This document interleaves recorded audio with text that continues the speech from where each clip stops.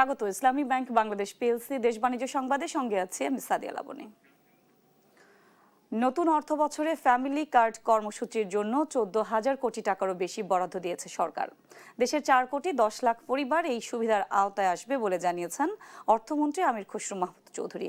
আর এ কার্যক্রমে কোনো ধরনের রাজনৈতিক প্রভাব থাকবে না বলেও সাফ জানিয়েছেন সমাজ কল্যাণ মন্ত্রী doctor AZM Zahid Hossain. Family card বাস্তবায়ন নীতিমালা 2026-এর খসড়া চূড়ান্ত করে এই মেগা উদ্যোগের কথা জানায় সরকার। বিভিন্ন সংস্থার তথ্যমতে দেশে দারিদ্র্যের হার 22%-এর বেশি। এটি উল্লেখযোগ্যভাবে কমিয়ে আনতে মেগা পরিকল্পনা হাতে নিয়েছে সরকার। এরই অংশ হিসেবে চূড়ান্ত হয়েছে ফ্যামিলি কার্ড বাস্তবায়ন নীতিমালা 2026-এর খসড়া। নতুন অর্থবছরে এই সামাজিক নিরাপত্তা কর্মসূচির জন্য বরাদ্দ রাখা হয়েছে 14,000 কোটি টাকারও বেশি। বিশাল এ কর্মযজ্ঞে শতভাগ স্বচ্ছতা নিশ্চিত করতে নেওয়া হয়েছে ব্যতিক্রমী উদ্যোগ। এবার কার্ড বিতরণে স্থানীয় বা কেন্দ্রীয় কোনো পর্যায়ে রাজনৈতিক ব্যক্তি জড়িত থাকতে পারবেন না। পুরো কার্যক্রম দেখভাল ও বাস্তবায়ন করবে প্রশাসন। ফর দ্য ফার্স্ট টাইম বাংলাদেশে যত সোশ্যাল প্রোগ্রাম হয়েছে বিগত দিনে দলীয় লোকজনের একটা ইনভলভমেন্ট ছিল। আমরা কিন্তু এখানে কোনো দলীয় লোকজনকে ইনভলভ করছি না। 100% সরকারি কর্মকর্তারা যেটা অলরেডি সাকসেসফুলি পাইলট প্রজেক্ট করেছে যারা, তাদেরকে করা হচ্ছে এবং সাথে স্থানীয়ভাবে আমাদের শিক্ষিত ছেলে মেয়েরা যারা আছে তাদেরকেও ইনভলভ করতে হবে, কারণ তারা সমাজের একটা গুরুত্বপূর্ণ অংশ। প্রান্তিক নারীদের অর্থনৈতিকভাবে স্বাবলম্বী করতে টাকা সরাসরি যাবে ব্যাংক অ্যাকাউন্টে। আর এই লেনদেন প্রক্রিয়া নিরাপদ ও ডিজিটাল করতে ব্যবহার করা হবে সোনালী ব্যাংকের টাকা পে অ্যাপ। সরকারের এই উদ্যোগের আওতায় দেশের প্রায় 4,10,00,000 পরিবার সরাসরি উপকৃত হবে। কার্ড আমরা 4,10,00,000 পরিবারকে দিব, অথবা যে সংখ্যাটাই আসে, কিন্তু সুবিধা হয়তো কম পাবে হচ্ছে up to the lower middle class পর্যন্ত, অর্থাৎ 814 নিচে যারা থাকবে তারা পাবে। কিন্তু অন্য যারা মিডল ক্লাস এবং upper middle class they will also get the card. তবে শুধু সুবিধা পৌঁছে দেয়া নয়, কার্যক্রম শুরুর 6 মাস পর পুরো প্রক্রিয়া আবারও নিবিড়ভাবে পর্যালোচনা করবে প্রশাসন। আমি আপনারও শেষ করেন আপনি। ফারজানা শিলা, দেশ টিভি, ঢাকা। আমদানি নির্ভরতা থেকে বেরিয়ে কৃষির উন্নয়নে বাস্তবমুখী পদক্ষেপ গ্রহণ করা হয়েছে বলে জানিয়েছেন কৃষিমন্ত্রী আমিনুর রশিদ। চাহিদার সাথে সামঞ্জস্য রেখে উৎপাদন নিশ্চিতে সরকার কাজ করছে বলেও জানান তিনি। রাজধানীর একটি হোটেলে দেশের কৃষি খাত নিয়ে বিশ্ব ব্যাংক আয়োজিত সেমিনারে এসব কথা বলেন কৃষিমন্ত্রী। দেশের কৃষি খাতের বর্তমান পরিস্থিতি ও উন্নয়নে করণীয় নিয়ে সেমিনারে আয়োজন করে বিশ্বব্যাংক। এতে দেশের কৃষি খাদ্য ব্যবস্থায় গুণগত প্রবৃদ্ধি এবং কর্মসংস্থানের জন্য কৃষি সরকারি ব্যয়ের পুনর্ব্যবহার শীর্ষক একটি প্রতিবেদন প্রকাশ করা হয়। প্রতিবেদনে বলা হয়েছে, বাংলাদেশ কৃষিকে উচ্চ অগ্রাধিকার দিয়ে মোট সরকারি ব্যয়ের প্রায় 10% এই খাতে বরাদ্দ করে থাকে। তবুও উৎপাদনশীলতার উন্নতি এবং উচ্চমূল্যের পণ্যের বৈচিত্র্যকরণে পিছিয়ে পড়েছে। এজন্য শুধু ভর্তুকিতে বেশি প্রাধান্য না দিয়ে কৃষিতে স্মার্ট সরকারি ব্যয়ের পুনর্বিন্যাসের সুপারিশ করা হয়। সরকারি কৃষি ব্যয়ের বড় অংশই ধান উৎপাদনের দিকে, যা কৃষি খাতে বৈচিত্র্য আনার ক্ষেত্রে বাধা তৈরি করবে। চাষযোগ্য জমির প্রায় 72% ধান চাষ হয় এবং কৃষি ভর্তুকির প্রায় 80% সুবিধা এই খাতেই যায়। অথচ পানি সম্পদ, মৎস্য, শাকসবজি ও কৃষিপণ্য প্রক্রিয়াজাতকরণের মতো উচ্চ মূল্য সম্পন্ন উপখাতগুলো আয় বৃদ্ধি ও কর্মসংস্থান সৃষ্টির জন্য আরও বেশি সম্ভাবনাময়। এ সময় কৃষিমন্ত্রী বলেন, কৃষিকে অগ্রাধিকার দিয়ে বেশ কয়েকটি লক্ষ্যমাত্রা নিয়ে কাজ করছে সরকার। এর মধ্যে আমদানি নির্ভরতা কমিয়ে আনা সহ কৃষির উৎপাদন বাড়ানো অগ্রাধিকারযোগ্য। কৃষিকে স্বয়ংসম্পূর্ণ করতে আমি কয়েকটি লক্ষ্যমাত্রাকে সামনে রেখে কাজ করছি। ফসল উৎপাদন বৃদ্ধি, কৃষি পণ্য সংরক্ষণ বিপণন, পাট বীজ, পেঁয়াজ বীজ, আদা উৎপাদনের স্বয়ংসম্পূর্ণতা অর্জন, মাটির ব্যবস্থাপনার মাধ্যমে অম্লতা হ্রাস, সারের ব্যবহার কমানো, সেচ ব্যবস্থাপনার সৌর বিদ্যুতের মাধ্যমে ডিজেল ও বিদ্যুৎ ব্যবহার কমানো লক্ষ্যে প্রকল্প গ্রহণের অগ্রাধিকার দেওয়া হয়েছে। এর পাশাপাশি কৃষিকে শক্তিশালীকরণে বাস্তবমুখী পদক্ষেপ নেওয়া হয়েছে বলেও উল্লেখ করেন কৃষিমন্ত্রী।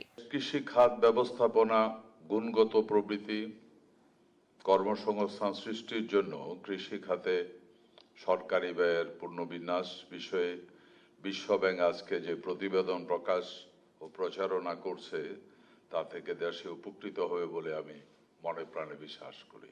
সেমিনারে জলবায়ু পরিবর্তনের ঝুঁকি মোকাবেলায় ও কৃষির উৎপাদন বাড়াতে কৃষকদের সহায়তা বাড়ানো সহ কৃষি ক্ষেত্রে সরকারি ব্যয়ের সুষ্ঠু ব্যবস্থাপনার উপর গুরুত্বারোপ করেন বক্তারা। তানিয়া আক্তার, দেশ টিভি, ঢাকা। দ্রুত ইসলামী ব্যাংকের নিরপেক্ষ সদস্যদের নিয়ে পূর্ণাঙ্গ পরিচালনা বোর্ড গঠন করা হবে বলে জানিয়েছেন ইসলামী ব্যাংকের প্রশাসক মোহাম্মদ জহির হোসেন। এই ব্যাংকের উপর আমানতকারীদের আস্থা ফেরাতে এবং লেনদেন স্বাভাবিক করতে কাজ করার কথাও জানান তিনি। সোমবার দায়িত্ব নেওয়ার পর প্রথম সংবাদ সম্মেলনে এসব কথা বলেন জহির হোসেন। এর আগে গ্রাহকদের আস্থা পুনঃপ্রতিষ্ঠার লক্ষ্যে সৎ, যোগ্য ও পেশাদার ব্যক্তিদের সমন্বয়ে অবিলম্বে পূর্ণাঙ্গ পরিচালনা পর্ষদ গঠনের দাবি জানায় আমানতকারীরা। রোববার ইসলামী ব্যাংকের পর্ষদ ভেঙে দিয়ে এক সদস্যের নতুন বোর্ড গঠন করে বাংলাদেশ ব্যাংক। ইসলামী ব্যাংক পরিচালনার সমস্ত ক্ষমতা দেওয়া হয় বাংলাদেশ ব্যাংকের নির্বাহী পরিচালক মোহাম্মদ জহির হোসেনকে। এখানে আমানতকারীদের স্বার্থটা দেখাই আমাদের। নিয়োগ পাওয়ার পর সোমবার ইসলামী ব্যাংকে আসেন জহির হোসেন। পরে সংবাদ সম্মেলনে তিনি জানান, দ্রুত সময়ের মধ্যেই গঠন করা হবে পূর্ণাঙ্গ বোর্ড। লেনদেন স্বাভাবিক ও আমানতকারীদের আস্থা ফিরিয়ে আনতে পদক্ষেপ নেওয়ার কথাও জানান তিনি। আমানতকারীদের আস্থা ধরে রাখার জন্য, তারপর আমানতকারীদের আস্থা ফিরিয়ে আনার জন্য এবং গ্রাহকদের যে স্বাভাবিক সেবা, ব্যাংকের যে স্বাভাবিক সেবা, সেটা নিশ্চিত করার জন্যই কিন্তু আসলে আমরা আমাদের যে আয়োজন, আলহামদুলিল্লাহ আজকে থেকে আমাদের নতুন যাত্রা শুরু হয়েছে। গ্রাহকদের দাবির প্রেক্ষিতে চেয়ারম্যান খুরশিদ আলম সহ পুরো বোর্ড ভেঙে দেওয়া হয়েছে। এতে গ্রাহকদের আস্থা ফিরবে এমন আশা জানিয়ে জহির হোসেন জানান, তিনি বোর্ডের নীতি নির্ধারণে কাজ করবেন আর ব্যাংক পরিচালনা করবেন কর্মকর্তারা। এ সময় পুরনো মালিকদের কাছে ব্যাংকের মালিকানা ফিরিয়ে দেওয়ার বিষয়ে আদালতের সিদ্ধান্ত বাস্তবায়নের কথাও জানান জহির হোসেন। আদালতের নির্দেশনা অনুযায়ী আমরা তা বাস্তবায়ন করার চেষ্টা করব। এখন আমরা তো হোমজিক্যাল কিছু বললে হবে না। এখন আদালত কি ডিসিশন দেয়, তারপর বিএফআই রিপোর্ট কি ছিল, কিভাবে এই শেয়ারগুলো আসবে ব্যাংকে, তো সেটা তো আদালতের নির্দেশনা অনুযায়ী আমরা কাজ করব। এদিকে ইসলামী ব্যাংকে তারল্য সংকট মেটাতে সোমবার আরো 2,500 কোটি টাকা তারল্য সহায়তা দিয়েছে বাংলাদেশ ব্যাংক। অপরদিকে চেয়ারম্যান খুরশিদ আলম সহ পরিচালনা পর্ষদ ভেঙে দেয় গভর্নরকে ধন্যবাদ জানিয়েছে ইসলামী ব্যাংক সচেতন গ্রাহক ফোরাম। তবে ইসলামী ব্যাংকিং এ অভিজ্ঞ, সৎ ও দক্ষ ব্যক্তিদের দিয়ে বোর্ড পুনর্গঠন সহ 7 দফা দাবিতে আন্দোলন চলবে বলেও জানান তারা। ইসলামী ব্যাংক যাদের হাতে নিরাপদ এবং যাদের দ্বারা পরিচালিত হলে গ্রাহকরা আস্থা ফিরে পাবে, তাদেরকে বোর্ড ডিরেক্টর বানাতে হবে। বাংলাদেশ সরকার, বাংলাদেশ ব্যাংক সংশ্লিষ্ট সকল কর্তৃপক্ষের প্রতি আহ্বান জানাচ্ছে ইসলামী ব্যাংকের পূর্ণাঙ্গ বোর্ড গঠন, স্থিতিশীলতা, সুশাসন, গ্রাহকদের স্বার্থ রক্ষায় দ্রুত, কার্যকর ও দৃশ্যমান পদক্ষেপ গ্রহণ করতে হবে। সাদিয়া লাবনী, দেশ টিভি, ঢাকা। করমুক্ত আয়সীমা বৃদ্ধি পেলেও সাধারণ মানুষের আর্থিক চাপ কমবে না বলে মন্তব্য করেছেন অর্থনীতিবিদ ডক্টর দেবপ্রিয় ভট্টাচার্য। সোমবার রাজধানীর মহাখালীতে এসডিজি বাস্তবায়নের নাগরিক প্ল্যাটফর্মের বাজেট প্রতিক্রিয়ার অনুষ্ঠানে তিনি মন্তব্য করেন। এ সময় নাগরিক প্ল্যাটফর্ম প্রতি 3 মাস অন্তর সংসদে বাজেট বাস্তবায়নের অগ্রগতি নিয়ে অর্থমন্ত্রীর হালনাগাদ বিবৃতি দেওয়ার সুপারিশ করে এবং প্রস্তাবিত 2026-27 অর্থ বছরের 9,38,000 কোটি টাকার বাজেট নিয়ে প্রতিক্রিয়া জানিয়েছে এসডিজি বাস্তবায়নের নাগরিক প্ল্যাটফর্ম। অনুষ্ঠানে পিছিয়ে থাকা জনগোষ্ঠীর বিষয়টি তুলে ধরে নাগরিক প্ল্যাটফর্মের আহ্বায়ক ডক্টর দেবপ্রিয় ভট্টাচার্য বলেন, করমুক্ত আয়সীমা বাড়ানো হলেও মূল্যস্ফীতি ও জীবনযাত্রার ব্যয় বৃদ্ধির কারণে সাধারণ মানুষের উপর চাপ কমবে না। আইএমএফ এর তালিকা আসছে সামনে, নতুন চুক্তি আসছে, সেখানে কিছু আপনার শর্তাবলী থাকবে এবং এলডিসি থেকে বেরোনোর জন্য প্রস্তুতির বিপদ। এই এতগুলো কিন্তু সংস্কার যদি না হয় তাহলে এই শীতায়ন থেকে আমরা ঘুরে দাঁড়ানোর ক্ষেত্রে যেতে পারবো না। কর্মসংস্থানকে শুধু রাজধানী কেন্দ্রিক না রেখে গ্রামীণ অর্থনীতিতে নতুন কর্মসংস্থানের সুযোগ সৃষ্টি এবং আঞ্চলিক বৈষম্য কমাতে অঞ্চলভিত্তিক বিশেষ উদ্যোগ নেওয়ার আহ্বান জানানো হয়।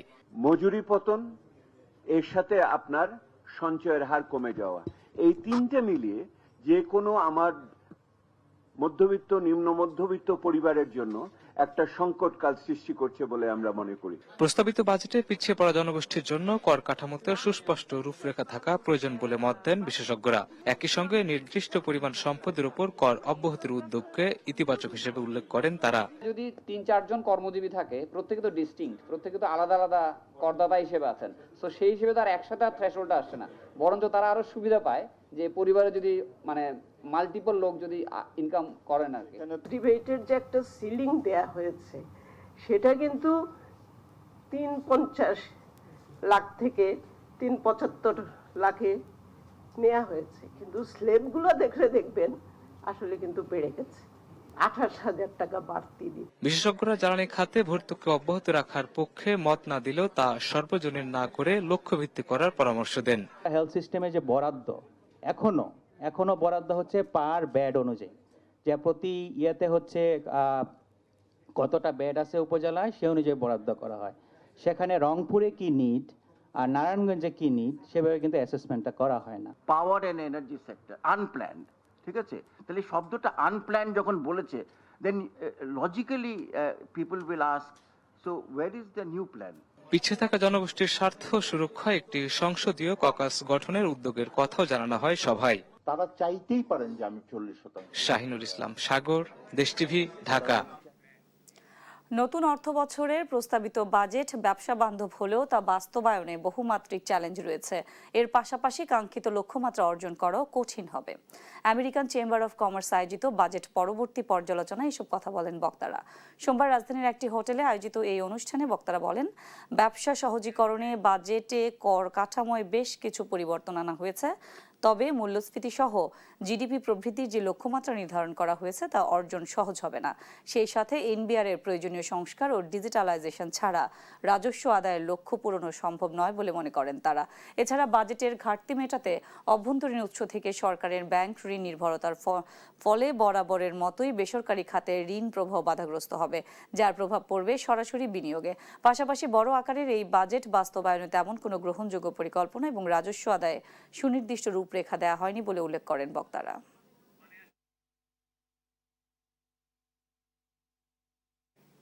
দেখছেন দেশ বাণিজ্য। 2026-27 অর্থ বছরের প্রস্তাবিত বাজেটে আবাসন নির্মাণ সামগ্রীতে শুল্ক বৃদ্ধি এবং জমির মালিকের ফ্ল্যাটে 15% নতুন কর আরোপের তীব্র প্রতিবাদ জানিয়েছে রিহাব। সংগঠনটির দাবি, এর ফলে ফ্ল্যাটের দাম আকাশচুম্বী হবে এবং চাপে পড়বে 2 কোটি মানুষের আয়ের এই খাত। সোমবার রাজধানীর সিডাপে আয়োজিত সংবাদ সম্মেলনে আবাসন খাতের বিভিন্ন নীতিগত সংকটের কথা তুলে ধরে রিহাব। সংগঠনটি জানায়, সেকেন্ডারি ফ্ল্যাট মার্কেট চালু ও রেজিস্ট্রেশন খরচ 7% নামিয়ে আনার দীর্ঘদিনের দাবি প্রস্তাবিত বাজেটে উপেক্ষিত হয়েছে। পাশাপাশি সাশ্রয়ী গৃহ ঋণ ও দীর্ঘমেয়াদী অর্থায়নের সীমাবদ্ধতায় মধ্যবিত্তের ফ্ল্যাট কেনা কঠিন হয়ে পড়েছে। আবাসন খাতের সঙ্গে যুক্ত 269টি লিকেজ শিল্পের স্বার্থে এবং প্রবৃদ্ধির লক্ষ্যমাত্রা অর্জনে ব্যবসা বান্ধব কর কাঠামোর দাবি জানিয়েছে রিহাব। বর্তমান রেজিস্ট্রেশন ব্যয় 13% উপরে হয়, ফ্ল্যাট এবং জমি কেনাবেচা ভয়াবহভাবে কমে যাচ্ছে। আর রেজিস্ট্রেশন খরচ 7% করার প্রস্তাব দিয়েছিলাম। সেকেন্ডারি মার্কেট সৃষ্টির সুবিধাও বাজেটে রাখা হয়নি। এই সিদ্ধান্ত ফ্ল্যাটের দামকে আকাশচুম্বী করবে, কারণ জমির মালিক সেই টাকা ডেভেলপারের কাছ থেকে আদায় করবে আর সবশেষে এর মূল্য গিয়ে ভোক্তার উপরই পড়বে। মানে ফ্ল্যাটের দাম আরো বেড়ে যাবে এবং ক্রেতাদের ক্রয় ক্ষমতার বাইরে চলে যাবে। জমকালো আয়োজনে অনুষ্ঠিত হলো দেশের অন্যতম শীর্ষ জীবন বীমা প্রতিষ্ঠান সোনালী লাইফ ইন্স্যুরেন্সের অ্যানুয়াল লিডার্স ক্লাব অ্যাওয়ার্ডস। সোমবার রাজধানীর আইসিসিবিতে অনুষ্ঠিত হয় দেশ সেরা পারফর্মারদের এই মিলন মেলা। 2024-25 মেয়াদের MGQ লিডার্স ক্লাব অ্যাওয়ার্ডস শিরোনামে এই মেগা ইভেন্টটি উৎসর্গ করা হয়েছে সোনালী লাইফের প্রতিষ্ঠাতা মুস্তফা গোলাম কুদ্দুসের স্মরণে। প্রতিষ্ঠানের চেয়ারম্যান মইনুল ইসলামের সভাপতিত্বে দেশ জুড়ে ছড়িয়ে থাকা কয়েক হাজার সফল বীমা কর্মী ও কর্মকর্তা অংশ নিচ্ছেন এই গৌরবময় আয়োজনে, যেখানে প্রায় 3,500 কর্মীকে কাজের সততা ও অনন্য অবদানের জন্য স্বীকৃত স্বরূপ তুলে দেওয়া হয় সম্মাননা। যারা এজেন্ট আছেন বা মার্কেটিং ম্যানেজার আছেন তাদের জন্য একটা টার্গেট নির্ধারণ করে দেওয়া হয়, তাদের যে অর্জনটা সেটাকে আমরা সেলিব্রেট করছি। এটাই হলো লিডার্স ক্লাবের মূল কথা। এটা আসলে আমাদের বিজনেসটাকে গ্রো করার জন্য একটি পলিসি। বিরল ও প্রাণঘাতী সিস্টিক ফাইব্রোসিস CF রোগীদের জন্য সাশ্রয়ী মূল্যের জেনেরিক ওষুধ সরবরাহ শুরু করেছে বেক্সিমকো ফার্মাসিউটিক্যালস। সোমবার টঙ্গীতে প্রতিষ্ঠানটির কারখানা প্রাঙ্গণে আয়োজিত এক অনুষ্ঠানে যুক্তরাষ্ট্র, যুক্তরাজ্য এবং সাউথ আফ্রিকা সহ 6টি দেশের রোগী ও তাদের প্রতিনিধিদের সাথে ওষুধটি আনুষ্ঠানিকভাবে হস্তান্তর করা হয়। প্রতিষ্ঠানটি বলছে, এই উদ্যোগের মাধ্যমে জীবন রক্ষাকারী ব্যয়বহুল এই ওষুধটি বিশ্বের হাজারো সিস্টিক ফাইব্রোসিস রোগীর জন্য সাশ্রয়ী মূল্যে পাওয়া যাবে। অনুষ্ঠানে উপস্থিত ছিলেন যুক্তরাজ্য ভিত্তিক advocacy group Right to Breathe এর প্রতিনিধি সহ অন্যান্যরা।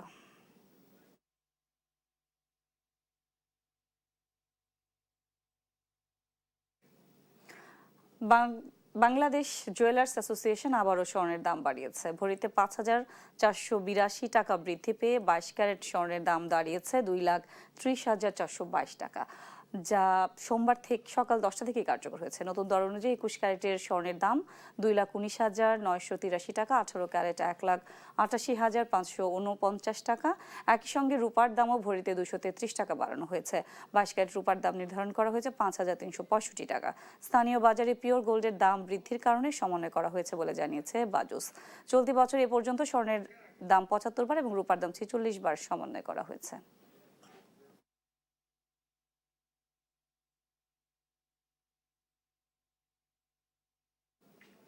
এবার দেখে নেব দিন শেষে পুঁজিবাজারের লেনদেন পরিস্থিতি। সোমবার ঢাকা স্টক এক্সচেঞ্জে ডিএসএক্স সূচক 15 পয়েন্ট বেড়ে দাঁড়িয়েছে 5,640 পয়েন্টে। এছাড়া যদি আমরা দেখি ঢাকা স্টক এক্সচেঞ্জে আজ লেনদেন হওয়া প্রতিষ্ঠানগুলোর মধ্যে দর বেড়েছে 145টির, কমেছে 184টির, অপরিবর্তিত রয়েছে 66টির দর। লেনদেন গত কার্যদিবসের তুলনায় 97 কোটি 65 লাখ টাকা বেড়েছে, লেনদেন হয়েছে 1,456 কোটি 12 লাখ টাকা। এছাড়া ঢাকা স্টক এক্সচেঞ্জে আজ লেনদেন হওয়া প্রতিষ্ঠানগুলোর মধ্যে টপ গেইনারের তালিকায় প্রথম অবস্থানে ছিল সোনারগাঁও টেক্সটাইল লিমিটেড, দ্বিতীয় অবস্থানে ছিল বারাকা পতেঙ্গা পাওয়ার লিমিটেড, তৃতীয় অবস্থানে ছিল শাইনপুকুর সিরামিক্স পিএলসি। এছাড়া যদি আমরা দেখি টপ লুজারের তালিকায় আজ প্রথম অবস্থানে ছিল Bangladesh export import company limited, দ্বিতীয় অবস্থানে ছিল ICB employee provident mutual fund 1 scheme 1, তৃতীয় অবস্থানে ছিল Shyampur sugar mills limited. Chattogram stock এক্সচেঞ্জে যদি আমরা দেখি সার্বিক সূচক আজ বেড়েছে 52 পয়েন্ট, বেড়ে দাঁড়িয়েছে 15,395 পয়েন্টে। এছাড়া চট্টগ্রাম স্টক এক্সচেঞ্জে লেনদেন হওয়া প্রতিষ্ঠানগুলোর মধ্যে আজ দর বেড়েছে 118টির, কমেছে 98টির, অপরিবর্তিত ছিল 29টির দর। লেনদেন হয়েছে 42 কোটি 46 লাখ টাকা। টাকার সঙ্গে যদি আমরা প্রধান আন্তর্জাতিক মুদ্রার বিনিময় হার দেখি, সেক্ষেত্রে আজ ইউএস ডলার কিনতে খরচ হয়েছে 123 টাকা 30 পয়সা, বিক্রি হয়েছে 122 টাকা 25 পয়সায়। পাউন্ডের আজ ক্রয় মূল্য ছিল 170 টাকা 5 পয়সা, বিক্রি হয়েছে 162 টাকা 84 পয়সায়। এছাড়া ইউরো কিনতে খরচ হয়েছে 147 টাকা 85 পয়সা, বিক্রি হয়েছে 141 টাকা 65 পয়সায়। যদি আমরা দেখি জাপানি ইয়েনের আজ ক্রয় মূল্য ছিল 80 পয়সা, বিক্রি হয়েছে 73 পয়সায়। সৌদি রিয়েল কিনতে খরচ হয়েছে 33 টাকা 25 পয়সা এবং বিক্রি হয়েছে 32 টাকা 47 পয়সায়। মালয়েশিয়ান রিঙ্গিতের ক্রয় মূল্য ছিল 30 টাকা 94 পয়সা, বিক্রি হয়েছে 30 টাকা 3 পয়সায়। এছাড়া যদি দেখি সিঙ্গাপুরি ডলারের আজ কিনতে খরচ হয়েছে 99 টাকা 52 পয়সা, এছাড়া বিক্রি হয়েছে 94 টাকা 93 পয়সায়। ইন্ডিয়ান রুপিও কিনতে আজ 1 টাকা 38 পয়সা খরচ হয়েছে এবং বিক্রি হয়েছে 1 টাকা 22 পয়সায়। চাইনিজ ইয়েনের ক্রয় মূল্য ছিল 20 টাকা 4 পয়সা, বিক্রি হয়েছে 18 টাকা 3 পয়সায়। এবার দেখে নেব চাকরির খবর। নিয়োগ বিজ্ঞপ্তি প্রকাশ করেছে আকিজ বশির গ্রুপ। প্রতিষ্ঠানটির জুট ডিভিশন প্রোডাকশন অফিসার পদে জনবল নিয়োগের জন্য এই বিজ্ঞপ্তি দিয়েছে। 14 জুন থেকে আবেদন নেওয়া শুরু হয়েছে। আবেদন করা যাবে 30 জুন পর্যন্ত। আগ্রহী প্রার্থীরা অনলাইনে আবেদন করতে পারবেন। এদিকে নিয়োগ বিজ্ঞপ্তি প্রকাশ করেছে মিনিস্টার হাইটেক পার্ক লিমিটেড। প্রতিষ্ঠানটি এজিএম পদে জনবল নিয়োগের জন্য বিজ্ঞপ্তি দিয়েছে। 14 জুন থেকে আবেদন নেওয়া শুরু হয়েছে। আবেদন করা যাবে 14 জুলাই পর্যন্ত। আগ্রহী প্রার্থীরা অনলাইনে আবেদন করতে পারবেন। এই ছিল ইসলামী ব্যাংক পিএলসির সৌজন্যে দেশ বাণিজ্য সংবাদে। পরের বুলেটিন দেখার আমন্ত্রণ রইল। দেশ টিভির সঙ্গে থাকুন।